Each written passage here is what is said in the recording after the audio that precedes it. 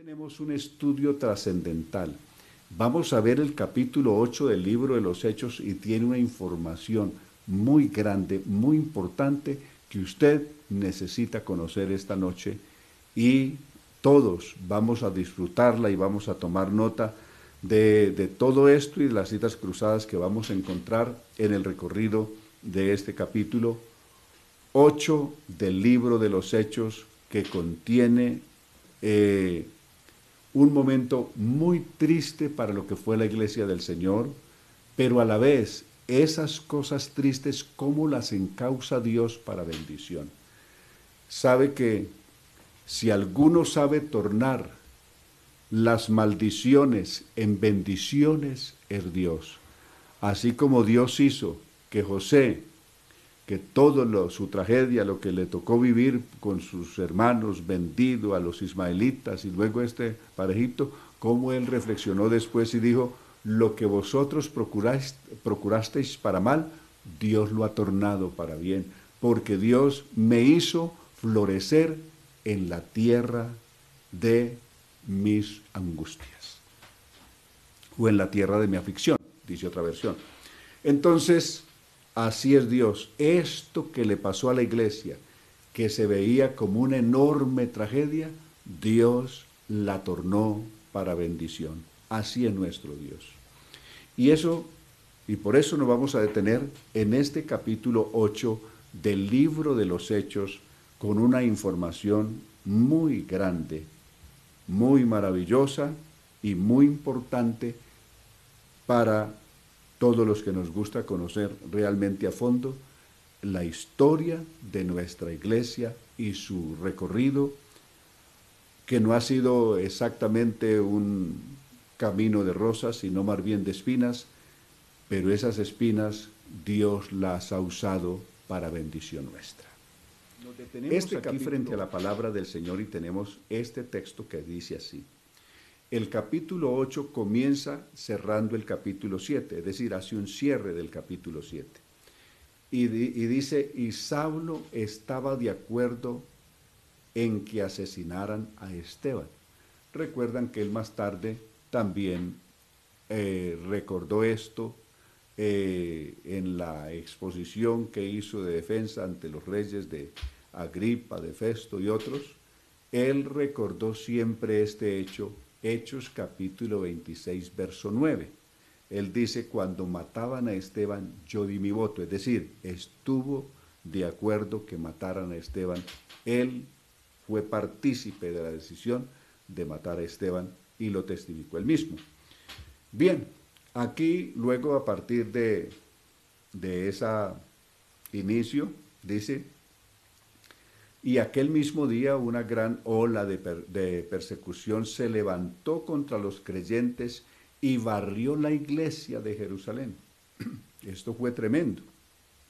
Ese mismo día que mataron a Esteban y que lo sepultaron, un grupo de hermanos, se levantó una ola de persecución contra todos los creyentes que prácticamente barrió, dice esta nueva versión viviente, esta nueva Biblia viviente, dice, barrió a la iglesia de Jerusalén, es decir, los sacó a todos a excepción de los apóstoles. A excepción de los apóstoles, todos los hermanos huyeron. Y eran miles, porque se habían convertido el día de Pentecostés 3.000, después por la predicación de la sanidad del cojo de la Puerta de la Hermosa se habían convertido 5.000. Y el Señor añadía acá a la iglesia, todos los días a su iglesia, los que habían de ser salvos. Es decir, la iglesia en Jerusalén era alrededor de unos 13 a 15.000 personas integraban la iglesia en Jerusalén, desde luego hasta ahí todos judíos. Toda esa iglesia le tocó salir huyendo por diversos lugares por la persecución que vino contra la iglesia. Esta persecución vino por parte de los judíos radicales que se levantaron contra la iglesia del Señor.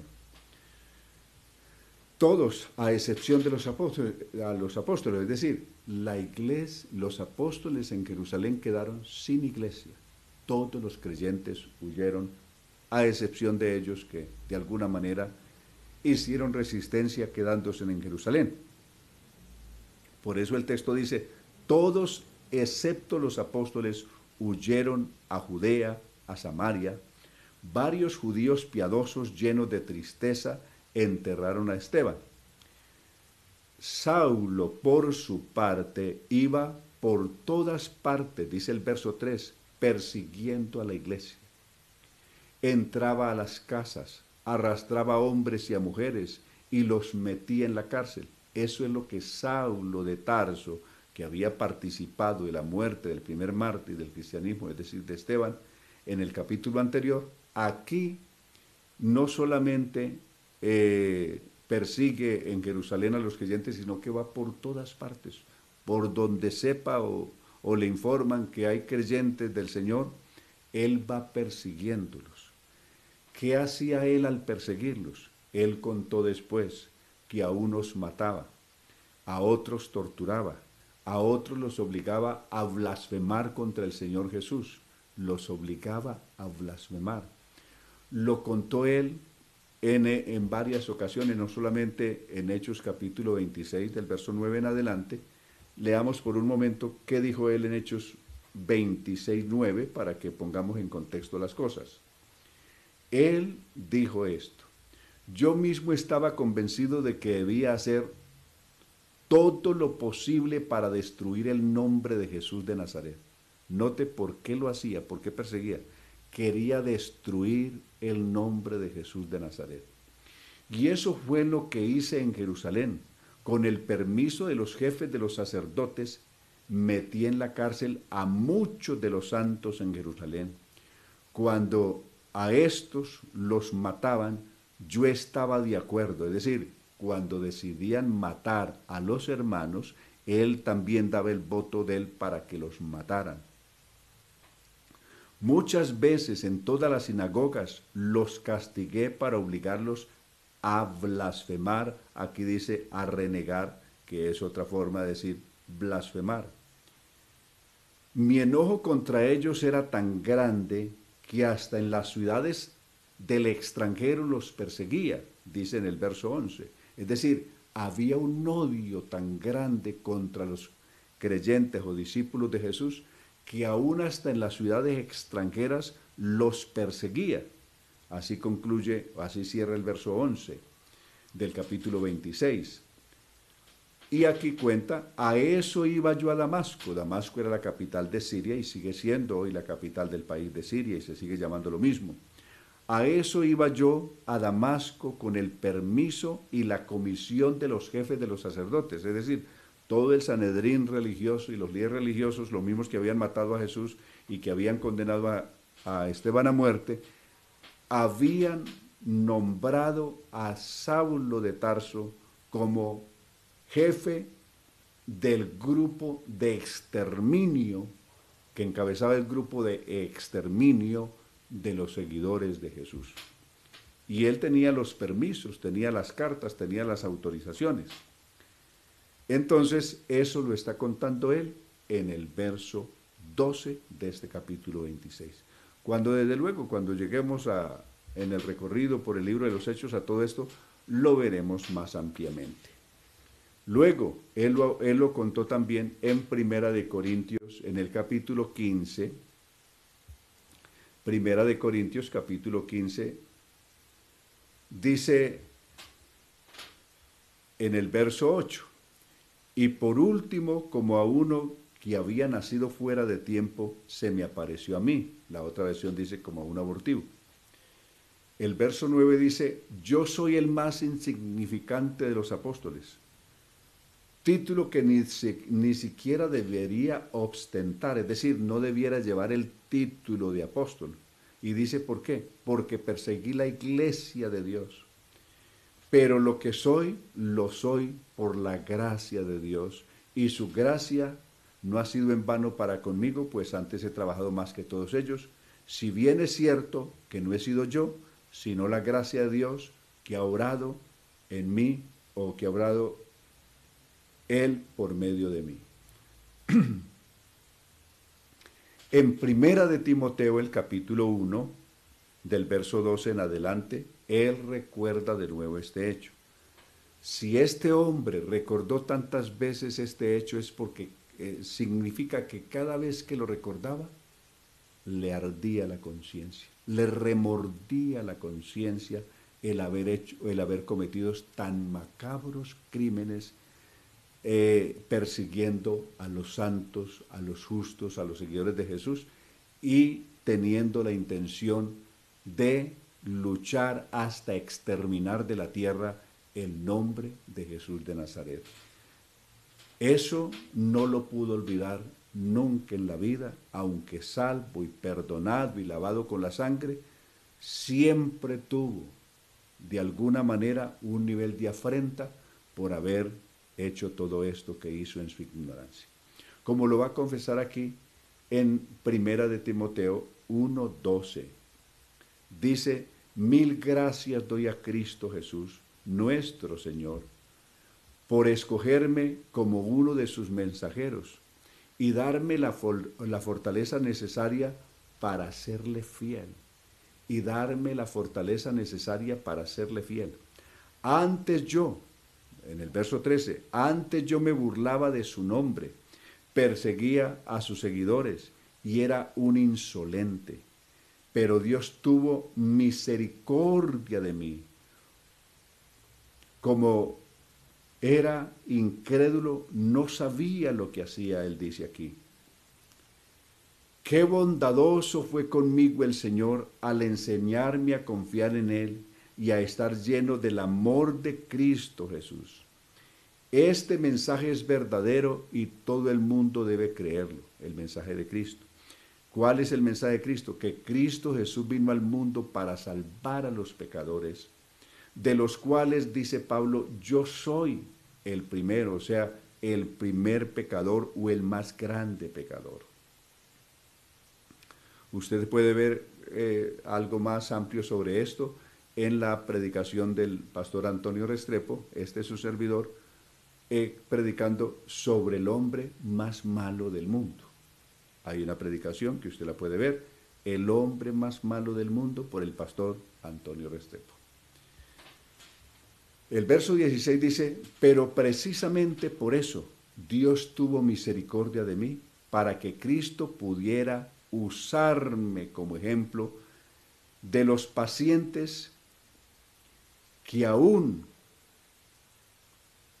es aún con el más vil de los pecadores, lo paciente que es Dios, aún con el más vil de los pecadores, y para con los demás, y para que los demás se den cuenta y creyendo en Él también reciban la vida eterna. Y cierra con esta hermosa canción dedicada a Cristo. Por eso al Rey eterno, inmortal, invisible, al único Dios, sea gloria y honor por los siglos de los siglos. Amén. Termina con esta hermosa alabanza para Jesucristo, en la que confiesa que Jesucristo es el Rey eterno, que es el único que tiene inmortalidad, como lo diría también el capítulo 6, verso 16 de este mismo libro, de esta misma carta a Timoteo, invisible, al único Dios. Para Pablo no cruzaba por la cabeza ni la más remota idea o posibilidad de que fuera a existir otro Dios. Para Pablo, como para mí, como para usted, Cristo es nuestro único Dios, nuestro único y sabio Dios.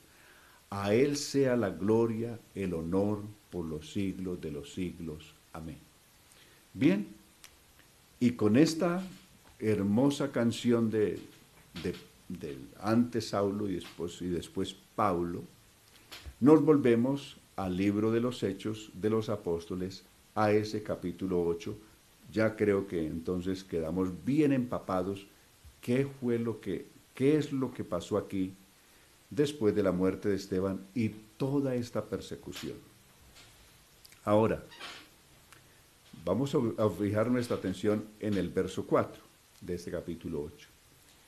El Señor le había dicho a los apóstoles antes de ascender al cielo, les dijo: uno, que se quedaran en Jerusalén no toda la vida, no todo el tiempo, les dijo que se quedaran en Jerusalén hasta que fueran investidos con poder de lo alto. Lucas capítulo 24, verso 28 y Hechos capítulo 1 del verso 5 en adelante.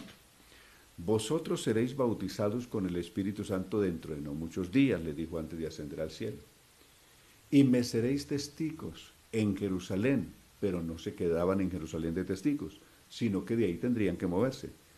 Me seréis testigos en Jerusalén, en Judea, en Samaria y hasta lo último de la tierra, hasta los Estados Unidos, hasta Colombia, hasta Chile, Ecuador, hasta Perú, hasta Argentina, en todos los lugares donde hoy, por la misericordia de Dios, está el nombre de Jesús y su palabra.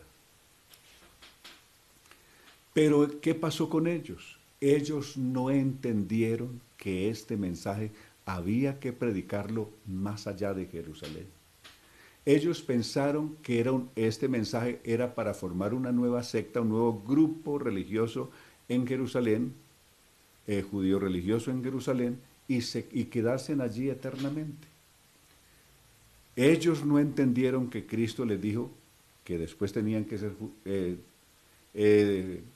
testigos de Él en Judea, y que después tendrían que ir a Samaria, y que después tendrían que salir de las fronteras de Israel e ir a otras naciones, incluyendo hasta lo último de la tierra.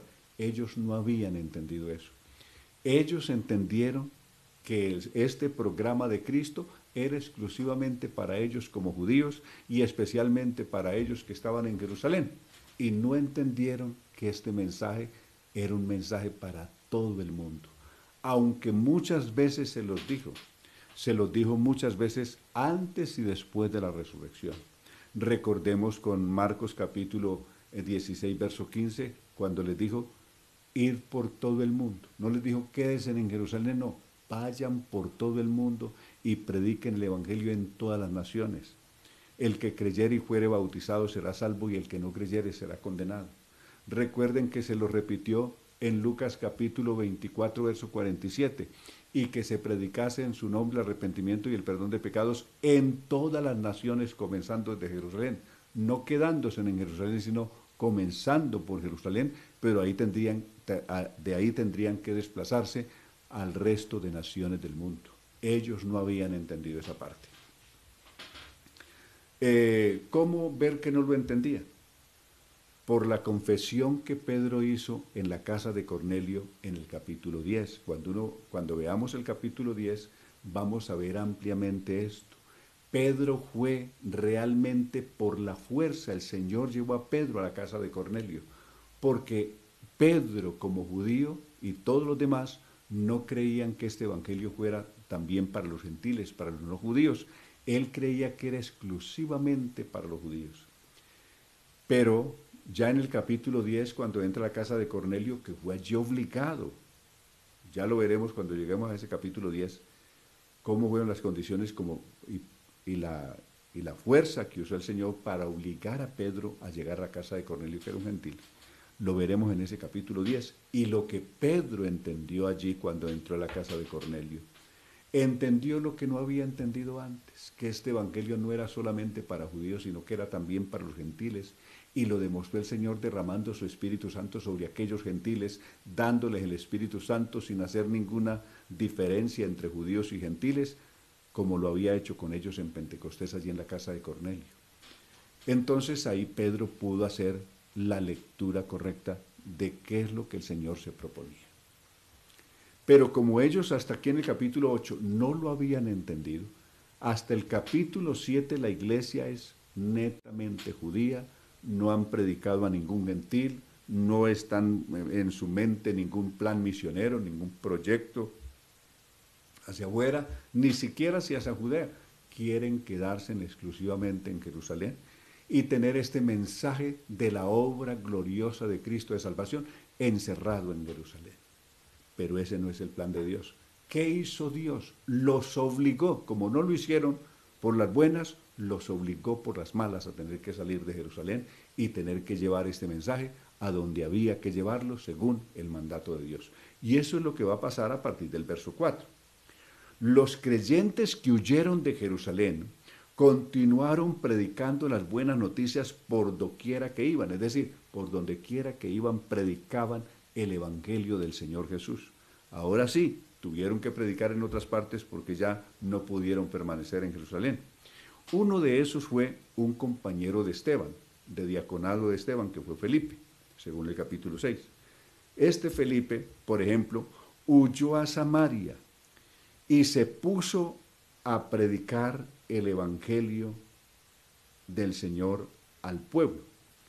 Y dice el verso 6, grandes multitudes lo escuchaban, grandes multitudes lo escuchaban atentamente, al ver los milagros que realizaba. Felipe echaba fuera demonios que salían de sus víctimas dando gritos y también sanaba paralíticos y cojos. Y había gran gozo en la ciudad. Ahí Felipe, que era uno de los tantos estancados en Jerusalén, se dio cuenta que si predicaban fuera de Jerusalén también el Señor seguía haciendo sanidades, milagros y seguía salvando. Vinieron a ser testigos de eso cuando se atrevió a predicar allá, cómo el Señor salvaba a las personas, sanaba a los enfermos, echaba fuera a los demonios con su poder, si predicaban el Evangelio también a otra gente que ellos consideraban que no era digno del Evangelio. Veamos un poco sobre los samaritanos. Que Felipe llegara, siendo judío, llegara a Samaria, realmente fue un plan exclusivo de Dios. Él de su propia cuenta jamás habría ido a Samaria. Recuerden con Juan capítulo 4 que judíos y samaritanos no se trataban entre sí. Es un asunto de la historia muy vieja. Veamos algún trasfondo de este hecho. ¿Quiénes eran los samaritanos?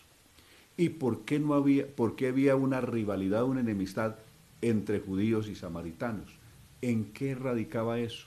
Brevemente, el capítulo 12 de Segunda de Reyes nos cuenta que cuando murió Salomón y reinó en su lugar su hijo Roboam, en ese tiempo las 10 tribus del norte no estuvieron de acuerdo con Roboam y que él reinara sobre ellos, y se rebelaron y más bien mandaron llamar a un hombre enemigo de Salomón llamado Jeroboam, que para aquel entonces estaba exiliado en Egipto, y lo mandaron llamar y le pidieron que reinara sobre ellos y establecieron un reino aparte que se llamó el Reino del Norte y su capital era Samaria, es decir, su centro de operaciones fue Samaria. Allí se estableció ese reino. Hasta ahí el pueblo tenía un solo lugar de adoración bajo el mandato de Dios de Deuteronomio capítulo 12, donde el Señor escogiere poner allí su nombre, allí iréis, 12:5 de Deuteronomio. Les había establecido Dios un solo lugar de adoración con el fin de que tuvieran una supervisión espiritual mayor y no cayeran en la idolatría, no se dejaran arrastrar por la idolatría, ya que ellos eran propensos, tenían una tremenda sensibilidad o debilidad frente a la idolatría y caían muy fácil en la idolatría. Para evitar que cayeran en la idolatría, les estableció un solo centro de adoración, un solo altar donde pudieran ofrecer sus víctimas y ofrecer su culto. Pero cuando pasó esta división, Jeroboam, para que ellos no fueran a Jerusalén a los servicios religiosos y de pronto se quedaran allá y se volvieran a reconciliar con sus hermanos de Judea, entonces les estableció 2 lugares de culto allá en la región de Samaria, y allí ofrecían sus cultos, y resulta que no le ofrecieron culto al Dios verdadero, sino que comenzaron a rendirle culto fue a los dioses paganos que éste había adorado en Egipto y que adoraban todos estos pueblos vecinos de alrededor.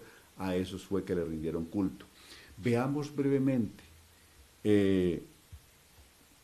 Para aquel entonces, la muerte de Salomón marcó realmente la pérdida de la identidad religiosa de Israel, que había tenido una identidad religiosa en los tiempos de David, que el pueblo se había fortalecido y se había hecho un reino fuerte, que habían aprendido a adorar a Dios, que habían aprendido a respetar, a tener temor de Dios en los tiempos de David.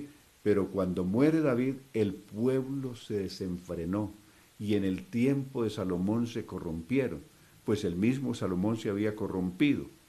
Y a la muerte de él, pues peor las cosas. ¿A qué grado había caído todo el pueblo? No solamente el pueblo, las 10 tribus del norte que se separaron, sino todo Judá también. El capítulo 14, por ejemplo, capítulo 14 de Primera de Reyes. Vamos a estar primero en el capítulo 14 de Primera de Reyes, cómo fue ese desastre espiritual que hubo después de la muerte de Salomón. Capítulo 14 de Primera de Reyes, vamos a leer del verso 21 en adelante. Dice, aquí vino Roboam, que es el hijo de Salomón, que reinó en Judá. Mientras tanto, Roboam, hijo de Salomón, reinaba en Judá. Tenía 41 años cuando comenzó a reinar y estuvo en el trono 17 años en Jerusalén, ciudad que entre todas las ciudades de Israel el Señor había escogido para habitar en ella. La madre de Roboam era Noamá, una mujer amonita. O sea, este era un hijo de Salomón, pero era una de esas tantas mujeres que tuvo Salomón, que era no una mujer de Israel, sino que era una mujer que pertenecía a un reino enemigo que fue Amón. Verso 22. Durante su reinado, el pueblo de Judá como el de Israel, es decir, tanto los de Judá como los de Israel, miren lo que hicieron. Hicieron lo malo. ¿Qué fue lo malo que hicieron? Su maldad fue peor que la de sus antepasados, dice el verso 22 en la parte final. Razón por la cual el Señor se enojó contra ellos, es decir, contra todo, contra Judá y contra Israel. El pueblo, ¿qué fue lo que hizo que desagradó tan profundamente a Dios? Y que decidió Dios castigarlos y dejarlos a que los pueblos vecinos los sometieran, los humillaran. ¿Qué es lo malo que habían hecho? Verso 23 cuenta qué fue las cosas tan horribles de malas que esta gente hizo. Dice, el pueblo edificó santuarios, altares e ídolos en toda colina y bajo todo árbol frondoso. Verso 24. A través de todo el país los hombres practicaban la prostitución, es decir, el homosexualismo se hizo la religión del momento. Fue la moda del momento el homosexualismo, como pasa tristemente hoy.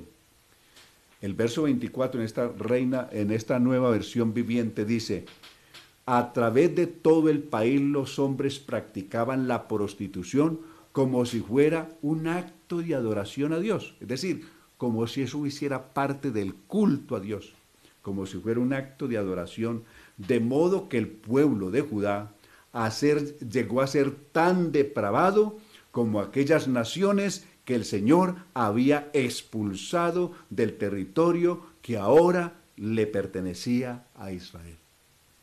Eso es lo que el pueblo hizo cuando murió David y cuando murió Salomón. Mire a qué punto de depravación llegaron, según lo describe este verso 24 de Primera de Reyes, capítulo 14. Y el asunto no paró ahí. Capítulo 15, verso 12, ahora, o desde el verso 9. Voy a leerles lo que pasó en los tiempos de Asa, rey de Judá. Dice el capítulo 15, verso 12 de Primera de Reyes. Asa subió al trono de Judá en Jerusalén cuando Jeroboam llevaba 20 años reinando sobre Israel, es decir, aquel que se rebeló y con el cual el pueblo se había dividido, ya llevaba 20 años cuando Asa llegó al trono a reinar en Judá o en Jerusalén.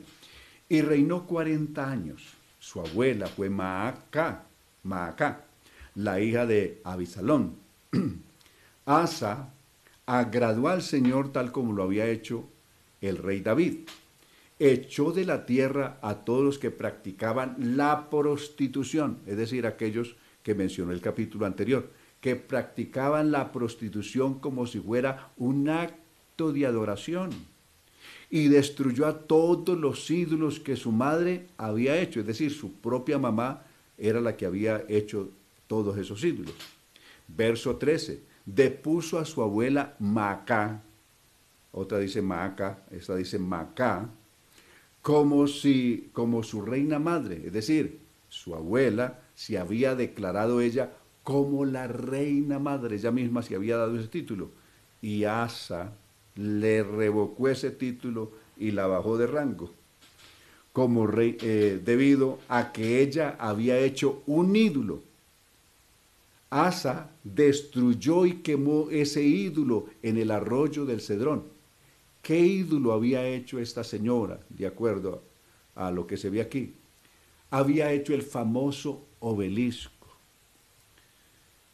símbolo de el miembro de reproducción del hombre, porque para aquel entonces el sexo era sagrado, el sexo era Dios, el sexo era la vida, de tal manera que todo lo sexual para ellos era un Dios fuente de vida. Los genitales de la mujer y el genital del hombre igual eran dioses y eran dioses que generaban la vida, y para ellos ello era muy sagrado. Entonces, Asa, ¿qué hizo? Él destruyó todas esas cosas. Él destruye todas esas cosas y incluyendo ese símbolo abominable que su abuela y su mamá habían adorado y habían hecho, el obelisco que está en todo el centro de la Plaza Vaticana. Y la Plaza Vaticana, cuando alguien la ve, simplemente es un símbolo sexual, es un símbolo de la vagina de la mujer, teniendo al obelisco en todo el centro como culto a la diosa Venus, que era la diosa supuestamente de la vida y de toda la sexualidad. También llevó al templo del Señor el oro, la plata y demás objetos que su padre había ofrecido a Dios. Ahí la referencia que hacemos de toda esta decadencia espiritual que hubo en Judá y en Israel. Y a consecuencia de eso viene lo que cuenta el capítulo 17, cómo fue la desgracia que vivieron los de Samaria. Segunda de Reyes, capítulo 17, dice: Oseas, hijo de Elá, subió al trono de Israel cuando Acaz llevaba 12 años reinando en Judá. Oseas reinó en Samaria 9 años, pero lo hizo lo que ofende al Señor, aunque no fue tan malo como los reyes de Israel que habían reinado antes de él. A pesar de que no fue tan malo, sin embargo hizo lo malo delante del Señor. El rey Salmanasar de Asiria, del imperio asirio, que es lo que hoy es Irak, atacó y derrotó al rey Oseas, por lo que Israel tuvo que pagar un pesado tributo anual a Siria. Pero un día el rey Oseas se rebeló contra el rey de Asiria y pidió al faraón So, así se llamaba el faraón de ese momento se llamaba So, rey de Egipto, que lo ayudara a liberarse del poder de Asiria.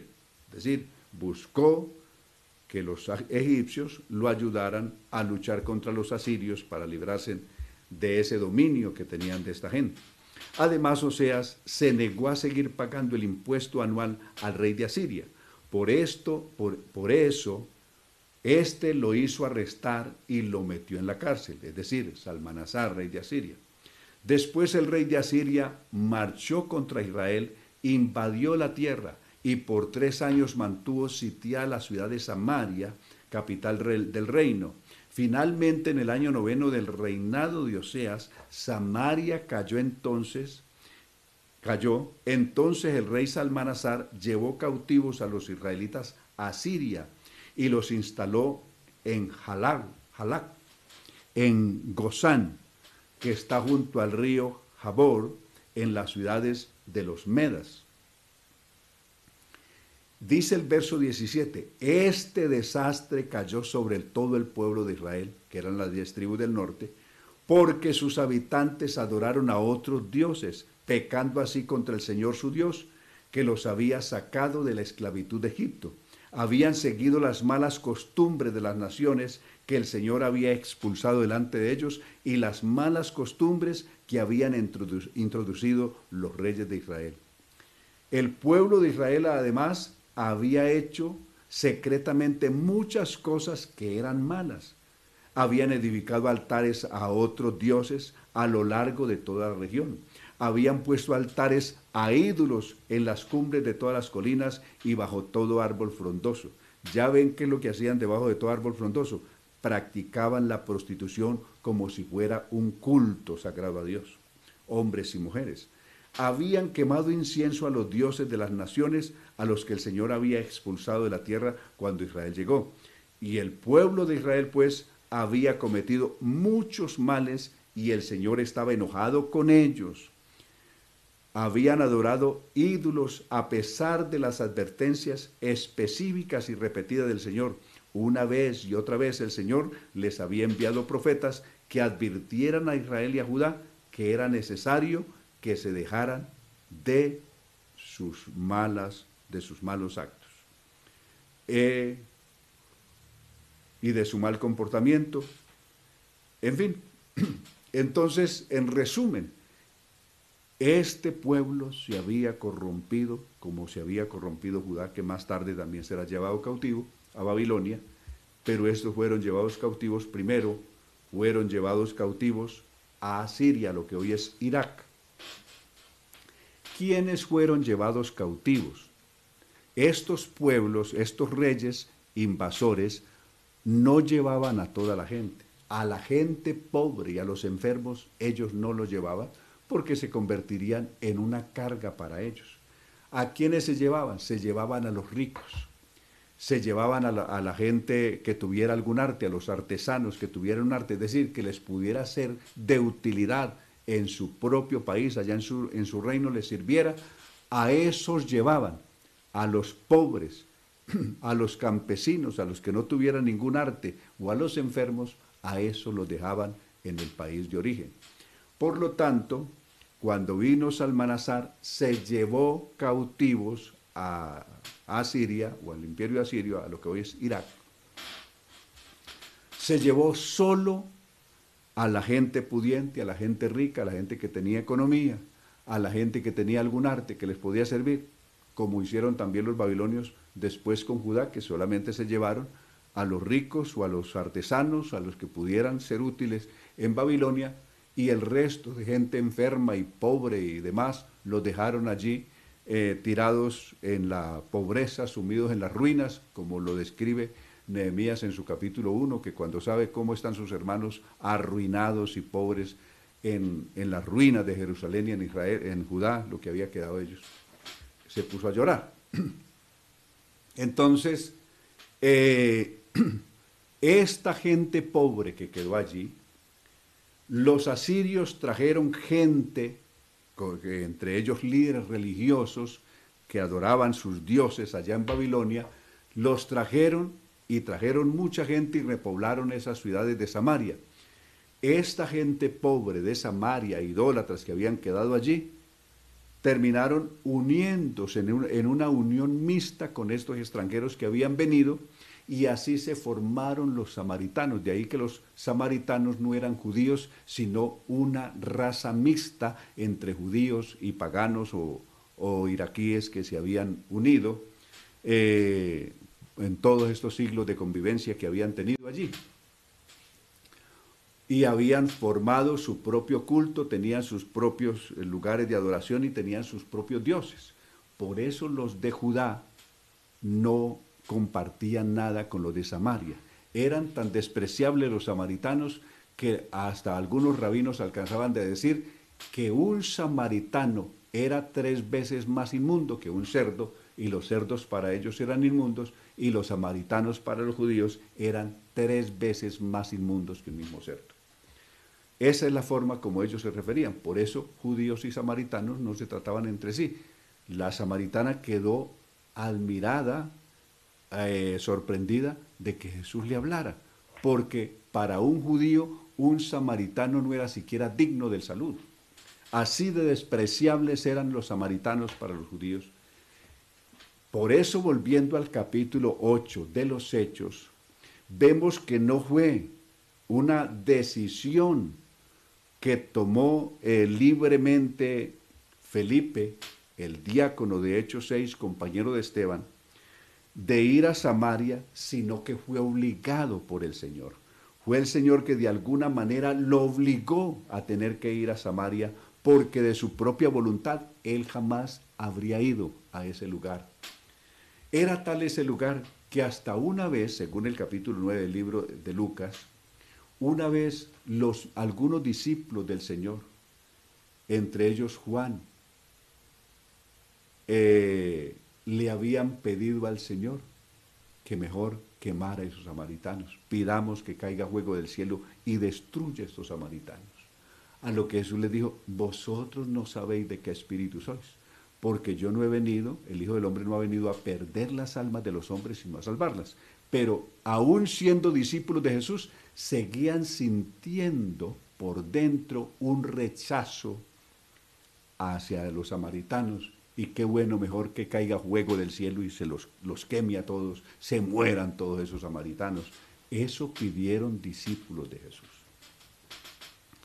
De tal manera que ahora, para Felipe llegar allí, llegó obligado, no tenía más para dónde huir en ese momento y fue a parar a Samaria. Y al llegar allí, pues predica el evangelio del reino de Dios y el nombre de Jesucristo, como lo dice el verso 13, como lo dice el verso 12, que Felipe llegó allí predicando el evangelio del reino de Dios y el nombre de Jesucristo, y a su predicación se arrepentían hombres y mujeres. Se arrepentían hombres y mujeres cuando oían ese mensaje poderoso que predicaba Felipe y todos esos milagros y sanidades que se hacían. Por mucho tiempo los samaritanos habían estado engañados por un hombre. Aquí lo llama el mago, aunque la palabra mago realmente le queda grande. ¿Quién era mago en aquel momento? ¿Qué significaba la palabra mago en los tiempos de Jesús y en los tiempos de los apóstoles? Lo vimos cuando estudiamos el capítulo 2 del Evangelio según San Mateo. Cuando estudiamos San Mateo, el recorrido, vimos lo que significaba la palabra mago. Mago para aquel entonces era un astrólogo, o lo que hoy llamamos un astrónomo. Las personas que vivían estudiando las estrellas supuestamente para vaticinar los tiempos que vendrían, los eventos futuros para la humanidad. Entonces, en ellos, esta es una ciencia que se había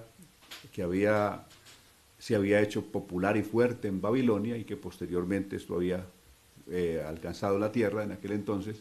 De ahí que mago era un sabio que vivía estudiando supuestamente las constelaciones y los astros, las estrellas, en fin, del cielo, para vaticinar varias cosas. Pero ocurre que también de manera pagana, cuando refiero pagana es de manera campesina, de manera popular, también llamaban mago a los brujos, a los hechiceros, también los llamaban brujos. Esta práctica de hechicería, de brujería, estaba condenada por el Señor en el libro de Deuteronomio capítulo 18, del verso 10 en adelante. Dios había condenado todas estas prácticas de brujería y le había dicho que eso no existiría en el pueblo. Pero para no dejar este asunto de Simón, que quiero dedicarle un tiempo, porque este Simón es el centro de un tremendo culto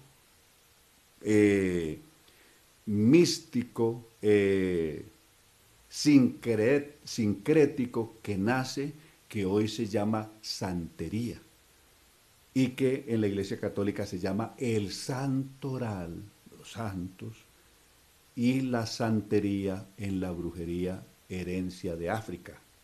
Veremos esto realmente con el trasfondo que es y con el manejo que es en la próxima lección.